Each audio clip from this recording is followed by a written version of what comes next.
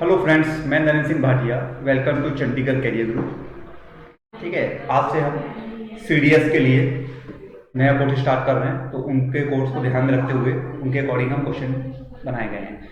तो आज हमारी फर्स्ट क्लास है। हर क्लास में हम 25 क्वेश्चंस डिस्कस करेंगे। ठीक है, तो शुरू करते हैं हम आज के क्वेश्चंस। देखिए, सबसे पहले तो इंग्लिश का जो क्वेश्चन का जो लेवल होता है, ठीक है, तो पहले तो हमको अपने लेवल को भी ठीक करना है कि हमारा लेवल कैसा है। अगर हमको ये नहीं पता कि डूडस कहाँ लगता है, वास्वर कहाँ लगता है, तो हमको हमेशा प्रॉब्लम होती रहेगी। तो इसमें अगर हम इंग्लिश के लेवल की बात करें तो देखो, एक होता है आपका बेसिक लेवल, फिर हम थोड़ा सा एडवांस में जाते हैं, ये सेकंड लेवल आता है। तीसरा आता है फिर हम जो एग्जाम के लेवल के जो क्वेश्चन होते हैं। ठीक है, तो ये आपका फर्स्ट लेवल, ये सेकंड लेवल, ये थर्ड लेवल। ये थर्ड जो होता है जो बिल्कुल एग्जाम में क्रैक कर जाए क्वेश्चन, ऐसे क्वेश्चन। ठीक है, लेकिन हमको इस लेवल में पहुंचने के लिए दो लेवल को क्रॉस करना पड़ता है, क्योंकि अगर हमने दो लेवल का आपके क्लियर नहीं है तो इस लेवल में कभी भी नहीं पहुंच पाओगे। तो यहाँ तक आने के लिए हमको थोड़ा मेहनत करना पड़ता है। तो हर स्टूडेंट्स का अपना अपना एक रहता है क्राइटेरिया। किसी का वोकेबलरी अच्छा होता है, किसी का ग्रामर अच्छा होता है, किसी का पूरा इंग्लिश ही अच्छा होता है, या किसी में सब में प्रॉब्लम होती है, ऐसा भी रहता है। तो आपको चेक करना है कि मेरा लेवल कैसा है। अपने लेवल को चेक करते हुए अपनी तैयारी कीजिए। ठीक है, ये नहीं कि आप दूसरों की देखा देखी कर रहे हैं। अगर आपको देखिए, अगर आपको ये नहीं पता कहाँ वास लगता है, कहाँ वेल लगता है, तो आप बिल्कुल बेसिक से क्लियर कर लीजिए। भले आपको छोटे बच्चों की बुक से ना पढ़ना पड़ जाए। फिफ्थ से लेकर 12th तक के जो स्टूडेंट का ग्रामर आता है तो उनको क्लियर होना चाहिए। तो अगर आप देखिए, कोई भी लैंग्वेज सीखने के लिए सबसे इंपॉर्टेंट तो ग्रामर ही होता है। किसी भी लैंग्वेज पर कमांड हासिल करना है तो आपको ग्रामर का नॉलेज तो होना चाहिए।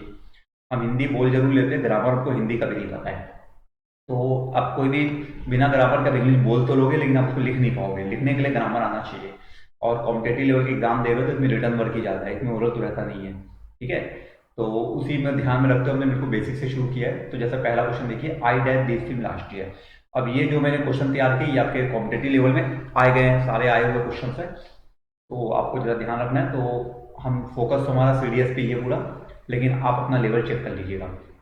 आई diet this film last year, ठीक है, आपका लेवल इस क्वेश्चन से चेक हो जाएगा। इस क्वेश्चन में सबसे पहले इंपॉर्टेंट वर्ड है लास्ट। ये जितने भी लास्ट वाले क्वेश्चन है ना, इसका आंसर वर्ब का सेकंड फॉर्म आता है। जितने भी लास्ट वाले क्वेश्चन होते हैं, इसका आंसर ना वर्ब का सेकंड फॉर्म आता है, मतलब सिंपल पास्ट टेंस आता है। करेक्ट आंसर क्या होगा? फर्स्ट होगा। ठीक है, फर्स्ट का करेक्ट आंसर हो जाएगा first. This is your correct answer. तो जितने भी लास्ट वाले क्वेश्चन है, इसका आंसर हमेशा सिंपल पास्ट टेंस आएगा। तो आंसर हो जाएगा आपका watched. This is your correct answer. देखो, एक होता है लास्ट ईयर, ठीक है, और एक होता है हमारा फॉर एग्जांपल लास्ट ईयर, या मैं बोलूंगा लास्ट टाइम, या मैं बोलूंगा लास्ट संडे। अगर मैं क्वेश्चन में लास्ट वर्ड यूज करूंगा, मतलब मुझे सिंपल पास्ट टेंस यूज करना है। सिंपल पास्ट टेंस का स्ट्रक्चर होता है सब्जेक्ट प्लस वी टू। तो ये तुम्हारा सब्जेक्ट हो गया, ये तुम्हारा वी टू हो गया। तो करेक्ट आंसर वॉस्ट हो जाएगा। अगला क्वेश्चन है, we will finish the work before he die. इस क्वेश्चन में ना आपका विल लगा हुआ है। We will finish the work before he die, इस क्वेश्चन में बिफोर भी लगा हुआ है। तो बिफोर का एक रूल है, बिफोर के पहले बिफोर के बाद। ठीक है, सबसे पहला रूल क्या है, बिफोर के बाद ना कभी विल नहीं लगता है ना, और सेंटेंस में दो बार विल नहीं लगता। हम जैसा चाहे समझ ले। पहला तो रूल है कि बिफोर के बाद विल नहीं लगता। दूसरा रूल है सेंटेंस में दो बार विल नहीं लगता। तो एक बार विल आप लगा चुके, दोबारा लगा नहीं सकते। आंसर क्या होगा? कम्स होगा। अभी जो पहला वाला जो एक्शन है, ये सिंपल फ्यूचर टेंस है। ये सिंपल फ्यूचर टेंस, ठीक है, पहला वाला एक्शन सिंपल फ्यूचर टेंस है। और सिंपल फ्यूचर टेंस के साथ हमेशा ना सिंपल प्रेजेंट टेंस को लगाया जाता है। Simple present tense. तो सिंपल फ्यूचर टेंस के साथ सिंपल प्रेजेंट टेंस को लगाया जाता है। तो we will finish the work before he dash, correct answer comes हो जाएगा। फर्स्ट आंसर हो जाएगा कम्स। अगला क्वेश्चन है, a place where government records are kept. वह जगह जहां सरकार के रिकॉर्ड रखे जाते हैं, उस जगह को इंग्लिश में क्या बोलते हैं? तो उस जगह की हम बात करें तो जगह को बोलते हैं हम लोग आर्चीव, है ना। आर्चीव जहां पर सरकार के रिकॉर्ड रखे जाते हैं। आर्सेनल उसको बोलते हैं जहां पर हम लोग वीपन्स को रखते हैं, मतलब हथियारों को रखते हैं। आर्मेरी उसको बोलते हैं जहां पर हम लोग गन को रखते हैं। टैसीटर्न मतलब होता है कम बोलने वाला। टैसीटर्न कम बात करने वाला, जिसको इंग्लिश में टैसीटर्न बोला जाता है। तो place where government records are kept, वह जगह जहां सरकार के रिकॉर्ड रखे जाते, उस जगह को इंग्लिश में बोलते हैं आर्चीव। सही आंसर हो जाएगा आर्चीव। इसको लिखा, दो he is old dash is strong. Question किससे शुरू किया? दो से। देखो, एक होता है दो और एक होता है ऑल दो। ठीक है, एक होता है दो, एक होता है ऑल दो। ये दोनों के साथ ना हमेशा येट का पेयर बनता है। इसको इंग्लिश में ना पेयर ऑफ कंजक्शन बोलते हैं, पेयर ऑफ कंजक्शन। ठीक है, दो और ऑल दो, ये दोनों के साथ ना येट का पेयर बनाया जाता है, जिसको पेयर ऑफ कंजक्शन भी बोला जाता है। तो करेक्ट आंसर हो जाएगा येट। येट मतलब होता है फिर भी। ठीक है, येट मतलब होता है फिर भी, और दो और ऑल दो के साथ येट का पेयर बनता है, तो करेक्ट आंसर येट हो जाएगा। येट मतलब फिर भी। उसके बाद लिखा dash is best effort he fail to accomplish his goal. Accomplish मतलब होता है कंप्लीट करना, पूरा करना। ठीक है, देखो एक होता है इंस्पाइट ऑफ, इक्वल होता है डिस्पाइट। इसका मतलब होता है के बावजूद। ठीक है, इंस्पाइट ऑफ इक्वल होता है डिस्पाइट। डिफरेंस ये है कि इंस्पाइट के बाद क्या लगता है, ऑफ लगता है, डिस्पाइट के बाद ऑफ नहीं लगता। ठीक है, डिस्पाइट के बाद ऑफ नहीं लगता, इंस्पाइट के बाद ना हमेशा ऑफ लगाया जाता है। तो इंस्पाइट ऑफ इक्वल होता है डिस्पाइट, मतलब के बावजूद होता है। एकम्प्लिश मतलब होता है कंप्लीट करना, पूरा करना। तो करेक्ट आंसर हो जाएगा इंस्पाइट ऑफ, मतलब के बावजूद। ठीक है, तो करेक्ट आंसर हो जाएगा in spite of. It is best to dash the poor. देखो look for, look after, look down upon. Look for मतलब होता है ढूंढना, लुक फॉर मतलब ढूंढना। लुक आफ्टर मतलब होता है देखभाल करना, लुक आफ्टर मतलब देखभाल करना। लुक डाउन अपॉन मतलब होता है नफरत से देखना, लुक डाउन अपॉन नफरत से देखना। It is best to dash the poor, तो करेक्ट आंसर हो जाएगा लुक डाउन अपॉन, नफरत से देखना। ठीक है, यह खराब है कि गरीबों को नफरत से देखना चाहिए, आंसर हो जाएगा लुक डाउन अपॉन, नफरत से देखना। यह आपका करेक्ट आंसर हो जाएगा। ये सब फ्रेजल वर्ब है। इसी फ्रेजल वर्ब में हम लोग एक फ्रेजल वर्ब और बड़ा इंपॉर्टेंट है, ये लुक इनटू। ठीक है, लुक इनटू मतलब छानबीन करना होता है, लुक इनटू छानबीन करना। नेक्स्ट है पर dash of the 10% will appear in the meeting. सबसे पहले तो क्वेश्चन में कितने लोग हैं, 10 लोग हैं। अब एक होता है आइदर, एक होता है नाइदर, एक होता है बोथ। आइदर मतलब दोनों में से एक, नाइदर मतलब दोनों में से कोई नहीं, बोथ मतलब दोनों। तो आइदर नाइदर बोथ तीनों ना दो के लिए आता है। ठीक है, आइदर नाइदर बोथ तीनों दो के लिए आता है, और एनी दो के लिए नहीं आता। क्वेश्चन में कितने लोग हैं, 10 लोग हैं, तो करेक्ट आंसर क्या होगा, एनी होगा। ठीक है, आइदर नाइदर वो तीनों का यूज दो के लिए करते हैं, क्वेश्चन में 10 लोग हैं, इसलिए आंसर हो जाएगा any. If I at time I dash come, इस क्वेश्चन में ना हेड लगा हुआ है, हेड। ठीक है, तो हेड के साथ ना एक ही पेयर बनता है, वुड का पेयर। हेड के साथ वुड का पेयर बनाया जाता है, या वुड के साथ हेड का पेयर बनाया जाता है, जो चाहे आप बोल सकते हो। हेड के साथ वुड लगता है, तो करेक्ट आंसर आपका वुड हो जाएगा। If I had time I would come, यदि मेरे पास समय होता तो मैं आता, इसका मतलब है यदि मेरे पास समय होता तो मैं आता। तो हेड के साथ वुड लगता है, या वुड के साथ हेड लगता है। करेक्ट आंसर वुड हो जाएगा। रमेश डैश हियर यस्टरडे, इस क्वेश्चन के सबसे लास्ट में लिखा है यस्टरडे। यस्टरडे मतलब होता है बीता हुआ कल। तो यस्टरडे के साथ ना वर्ब का सेकंड फॉर्म आता है, जितने भी यस्टरडे वाले क्वेश्चन होते हैं, इसका आंसर आता है simple past tense, simple past tense. Correct answer हो जाएगा केम, हो जाएगा केम। यस्टरडे के साथ वर्ब का सेकंड फॉर्म आता है, करेक्ट आंसर केम हो जाएगा। This is your correct answer, come का came. Ramesh came here yesterday. She is good dash cooking, वह कुकिंग में अच्छा है, डांस में अच्छा है, किसी में भी अच्छा हो। ठीक है, अगर आप किसी की भी क्वालिटी की बात कर रहे हो तो गुड के साथ ना एच लगता है। अच्छा, बैड के साथ ना इन लगता है। ठीक है, गुड के साथ एट लगता है, बैड के साथ इन लगता है। क्वालिटी अच्छी हो चाहे बुरी हो, अच्छी होगी तो एट लगेगा, बुरी है तो इन लगेगा। तो गुड के साथ एट, बैड के साथ इन। ठीक है, ये जो प्रीपोजिशन होते हैं ना, ये हमेशा वर्ड को देख के आते हैं। देखिए ये प्रीपोजिशन एक एंडलेस टॉपिक है, लेकिन हमको फिर भी बेसिक पता होना चाहिए। जैसे बीमारी के नाम के आगे ऑफ लगता है, he died of cancer. Accident से मरेगा तो बाय आता है। घड़ी का समय पूछोगे, what is the time, by your watch, it is 10 o'clock, bye my watch.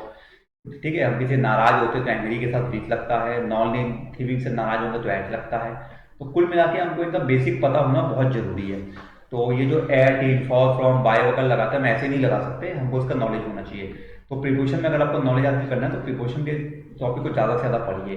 Topic endless जरूर है, मगर इतनी नॉलेज तो हो जाती है कि हम एग्जाम में क्रैक कर जाएं। ठीक है, और कम से कम 5 से 6 नंबर के क्वेश्चन सिर्फ इसी टॉपिक में से आते हैं। वो फाइंड एरर में भी आते हैं, ऑब्जेक्टिव क्वेश्चन में भी आते हैं, किसी भी कंडीशन में आ सकते हैं। जैसे इंग्लिश में बड़ा इंपॉर्टेंट वर्ड है रिलाई, इसके साथ ऑन लगता है। एक वर्ड होता है अबाइड, इसका मतलब नियम का पालन करना होता है। रिलाई मतलब भरोसा करना, अबाइड के साथ बाय लगता है। एक वर्ड होता है कंप्लाई मतलब सहमत होना, इसके साथ विथ लगता है। तो सबके साथ कुछ ना कुछ लगाया जाता है, तो गुड के साथ ना एट लगेगा। अगला क्वेश्चन है डैश ऑफ गर्ल्स, लड़कियों के समूह के लिए ये वर्ड आता है बेबी। ठीक है, लड़कियों के लिए और लेडीज के लिए, दोनों के लिए आता है ये वर्ड।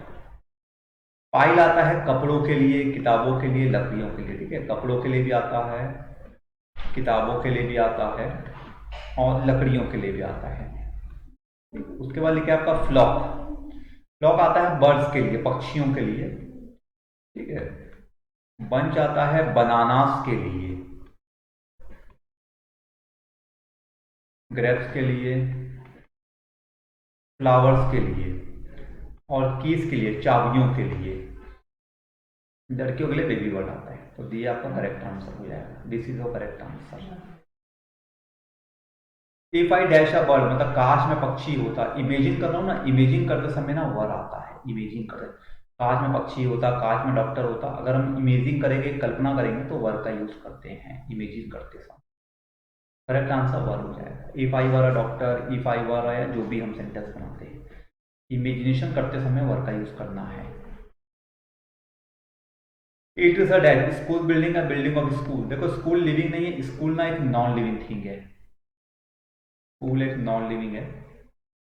ठीक है, स्कूल आपका है नॉन लिविंग। अगर मैं बोलूंगा सुनील्स बिल्डिंग तो ये करेक्ट है, इसमें कोई गलती नहीं है, क्योंकि सुनील से ना एक लिविंग है। ठीक है, और ये ना नॉन लिविंग है। तो नॉन लिविंग थिंग में ना कभी भी ना एपोस्ट्रोफस नहीं लगता। तो करेक्ट आंसर होगा building of school, this is your correct answer. Correct answer हो जाएगा building of school. This is the pen dash cover is blue, dash के बाद लिखा है कवर। तो कवर मतलब होता है नाउन, नाउन मतलब होती है सामान। नाउन के पहले हुज का यूज होता है। This is the pen dash cover is blue, तो नाउन के पहले हुज का यूज होता है। ठीक है, या हुज के बाद नाउन आता है, हम जो भी समझ सकते हैं इसको। This is the pen whose cover is blue. The books of Ram dash lost, इस क्वेश्चन में ना ऑफ लगा हुआ है। हमेशा ना ऑफ के पहले वाले को देखते हैं, ऑफ के पहले वाले, ऑफ के बाद वाले को नहीं देखते। तो ऑफ के पहले क्या लिखा है बुक्स, ऑफ के पहले जो लिखा होता है ना उसी को देख के वर्ब को लगाया जाता है। ठीक है, तो ऑफ के पहले बुक्स लगा है और बुक्स को देखकर हैव आएगा, तो करेक्ट आंसर हैव हो जाएगा, this is your correct answer. ठीक है, ऑफ के बाद नहीं देखना है, ऑफ के पहले वाले को ही देखना है, उसके अकॉर्डिंग ही आपके वर्ब को लगाया जाएगा। तो this is your correct answer. तो ऑफ के पहले सिंगुलर है तो सिंगुलर आता है, ऑफ के पहले प्लूरल है तो प्लूरल आता है। अभी ऑफ के पहले प्लूरल है इसलिए आंसर भी प्लूरल आएगा, तो आपका आंसर हो जाएगा है। Dog lives in a dash, dog के रहने की जगह को ना हम लोग बोलते हैं कैनल। डॉग के रहने की जगह को कैनल बोलते हैं। स्टाई पिग के लिए आता है। ठीक है, पैन आता है गोट के लिए, बकरी के लिए। स्टेबल आता है घोड़े के लिए, हॉर्स के लिए। ठीक है, डॉग के रहने की जगह को कैनल बोलते हैं, kennel. Dog lives in a kennel. ठीक है, स्टाई पिग के लिए आता है, पैन गोट के लिए आता है, स्टेबल आता है घोड़े के लिए, डॉग के लिए कैनल आ जाएगा। This is your correct answer, kennel. ठीक है, ये कलेक्टिव नाउन है सबके, सॉरी ये रहने के लिए जगह। जैसे अगर हम बोलते हैं ना, फॉर एग्जांपल हम लोग बोलते हैं काऊ, तो काऊ के लिए बायर आता है, लॉयन के लिए डैन आता है। ठीक है, हैन के लिए आता है बूरो, रैबिट के लिए भी बूरो आता है। ठीक है, तो इस प्रकार से हम लोग सबके लिए कोई ना कोई वर्ड यूज करना पड़ता है। अगला क्वेश्चन है ही डैश 7 days एगो। ठीक है, सॉरी हैंड के लिए कूप आता है ना, हैंड कूप, हैंड के लिए कूप आता है। बुरो ना माउस और रैबिट के लिए आता है। ठीक है, माउस और रैबिट के लिए। कुछ वर्ड को अगर काफी समय से ना देखो ना तो दिमाग में नहीं रहता, इसलिए इंग्लिश को प्रैक्टिस करना पड़ता है। देखो इतने साल से पढ़ा रहा हूँ, लेकिन अगर कोई वर्ड मैंने अगर 2 महीना 3 महीने तक किसी को नहीं बताया तो माइंड से निकल जाता है वर्ड। इसलिए इंग्लिश सबके लिए प्रैक्टिस करना सबके लिए कंपलसरी, तभी वो चीजें याद रहेंगी। अच्छा, ही डैश 7 days एगो, इस क्वेश्चन के लास्ट में एगो लिखा हुआ है। देखो मैं 3 वर्ड बता देता हूँ, बड़े इंपॉर्टेंट है। एक होता है लास्ट, एक होता है यस्टरडे और एक होता है एगो। ये तीनों के साथ ना सिंपल पास्ट टेंस आता है, सब्जेक्ट प्लस V2। ठीक है, लास्ट यस्टरडे एगो, तीनों के साथ हम लोग सिंपल पास्ट टेंस का यूज करते हैं। सिंपल पास्ट टेंस मतलब होता है सब्जेक्ट प्लस V2। तो ये तुम्हारा सब्जेक्ट हो गया, ये तुम्हारा V2 हो गया, सॉरी ये तुम्हारा V2 हो गया, तो आंसर क्या हो जाएगा, केम हो जाएगा। This is your correct answer. Neither he nor is friend dash arrive, देखो नाइदर और लिखा है नॉर, तो नाइदर नॉर में ना हमेशा नॉर के बाद देखना है, नॉर के बाद, नाइदर नॉर में नॉर के बाद, तो नॉर के बाद क्या लिखा है, फ्रेंड्स। ठीक है, नाइदर नॉर में नॉर के बाद, तो नॉर के बाद फ्रेंड लिखा है, मतलब फ्रेंड एक से ज्यादा है, तो एक से ज्यादा मतलब फ्रेंड्स को देखकर आंसर आएगा, तो करेक्ट आंसर क्या होगा, है हो जाएगा। करेक्ट आंसर क्या हो जाएगा, है। This is your correct answer. Neither nor में नॉर के बाद, आइदर और में और के बाद, हमेशा सेकंड पेयर को ही देखना है। ठीक है, अच्छा जितने भी पेयर वाले क्वेश्चन है, आइदर और, नाइदर और, नॉट ओनली बट आल्सो, देखना आपको हमेशा सेकंड पेयर को ही है, उसके अकॉर्डिंग ही वर्ब को लगाना है। अगला क्वेश्चन है one of the dash has come, देखो एक होता है वन ऑफ द, अगर मैं बोलूंगा ईच ऑफ द, और अगर मैं आपको बोलता हूं एनी ऑफ द, या मैं बोलता हूं some of the, some of the, या मैं बोलता हूं either of the, either of the, तो मैं सब में कॉमन क्या बोला, ये देखो पहले आपको कॉमन क्या बोला मैंने, ऑफ द। ऑफ द का फार्मूला होता है plural noun singular verb, of the का फार्मूला होता है प्लूरल नाउन सिंगुलर वर्ब, तो जितने भी ऑफ द वाले क्वेश्चन है इसमें एक ही फार्मूला काम करता है, प्लूरल नाउन सिंगुलर वर्ब। तो प्लूरल नाउन मतलब स्टूडेंट्स आएगा, सिंगुलर वर्ब देखो हैज लगा हुआ क्वेश्चन में, करेक्ट आंसर हो जाएगा स्टूडेंट्स। ठीक है, वैसे अगर हम बोले, देखो हम लोग ईच ना बॉय बोलते हैं, ईच बॉय, लेकिन जैसे ही मैं ईच के बाद ऑफ द लगा दूं तो ये बॉय नहीं रहता, क्या बन जाता है, ये बॉयज बन जाता है। इनवाइटेड मी डैश डिनर, उसने मुझे डिनर के लिए इनवाइट किया, लंच के लिए, किसी के लिए भी करे, इनवाइट के साथ ना टू लगता है, इनवाइट के साथ टू लगता है, इसलिए आंसर टू आएगा, जैसे कि मैंने बताया तो क्वेश्चन के अकॉर्डिंग वर्क चलना पड़ता है। अब आते हैं फाइंड द एरर में, I am working in that organisation for 5 years. देखिए इस क्वेश्चन में ना फॉल लग गया है, समय आ गया है, टाइम आ गया है, तो जब भी क्वेश्चन में टाइम का यूज करते हैं ना, तो क्वेश्चन में हैज बीन हैव बीन को लगाया जाता है, हैज बीन और have been. I am working नहीं आएगा, क्या आएगा, I have been working, I have been working. ठीक है, आई एम वर्किंग की जगह आएगा आई हैव बीन वर्किंग, मतलब ये प्रेजेंट परफेक्ट कंटिन्यूअस टेंस में होना चाहिए, प्रेजेंट परफेक्ट कंटिन्यूअस टेंस में। तो जहां पर भी क्वेश्चन में टाइम आता है उस क्वेश्चन में हैज बीन लगाया जाता है, आंसर होगा आई हैव बीन वर्किंग, ये आपका आंसर हो जाएगा, I have been working, present perfect continuous tense.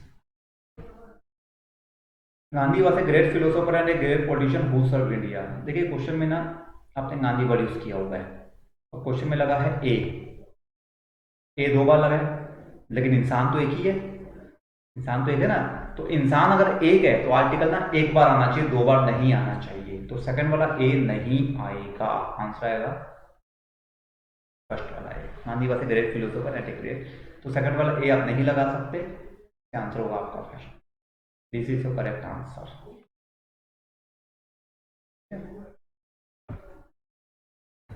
Next है unless you do not take care, इसको केयर कर लीजिएगा, कुछ में अनलेस लगा है, देखो अनलेस के बाद do not, does not, did not नहीं आता, ठीक है, अनलेस के बाद do not, does not, did not का यूज नहीं होता है, अनलेस अपने आप एक निगेटिव वर्ड है, ठीक है, तो निगेटिव वर्ड के साथ निगेटिव शब्द नहीं आता, ये पहले पार्ट में एरर था।